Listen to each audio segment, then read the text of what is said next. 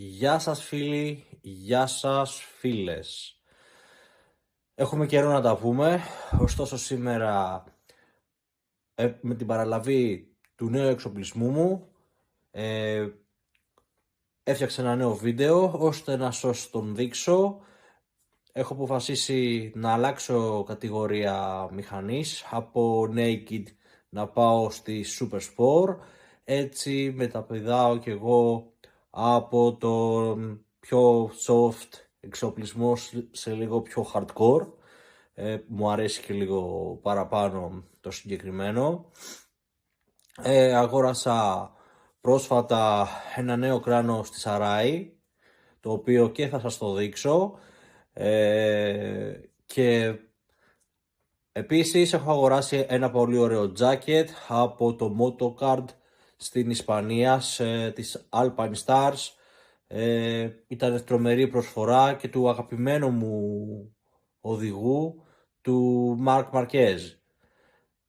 Τώρα πάνω σε αυτό το βίντεο θα γίνει το unboxing και θα σας παρουσιάσω το δερμάτινο jacket της Alpine Stars, έναν πολύ ωραίο visor μαύρο που μου στείλανε ως δώρο από το Motocard, το οποίο θα τοποθετήσουμε στο νέο μου κράνος.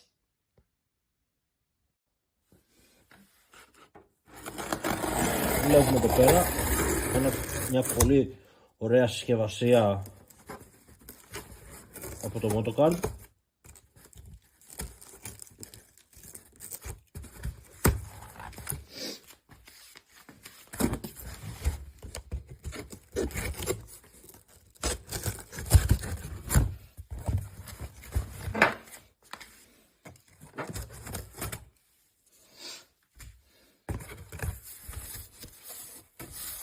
Πολύ προσεγμένη η συσκευασία του. Μόνο σε 7 μέρες ήρθε από την Ισπανία.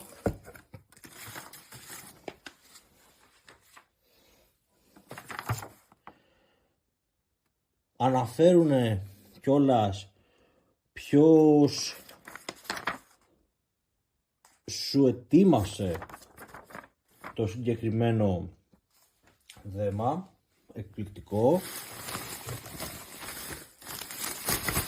Μέσα στη διαφάνεια εδώ υπάρχει, όπως βλέπουμε,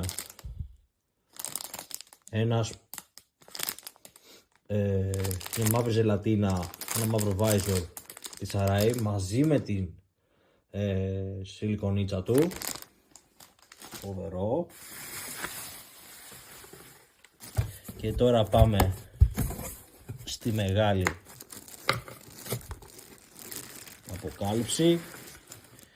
Είναι εδώ το νέο μπουφάν της Alpine Stars, δικό μου νέο μπουφάν. Το μπουφάν το συγκεκριμένο υπάρχει αρκετό καιρό, είναι υπέροχο. Να σας το δείξω και χωρίς τη ζελατίνα, γύρω γύρω τη διαφάνεια. Βλέπουμε εδώ τη λεπτομέρεια η οποία είναι και ντυμένη το όνομα του Marc Marquez, όπως και το σύμβολο το MM93 και της Alpine Stars. Έχει και στους αγκώνες αλλά και πάνω εδώ στους ώμους προστατευτικά. Είναι πάρα πολύ ωραίο. Να το δούμε και λίγο από την πίσω μεριά. Το μπουφάν αυτό, μόλις το είδα, μπορώ να πω ότι το ερωτεύτηκα. Είναι φανταστικό.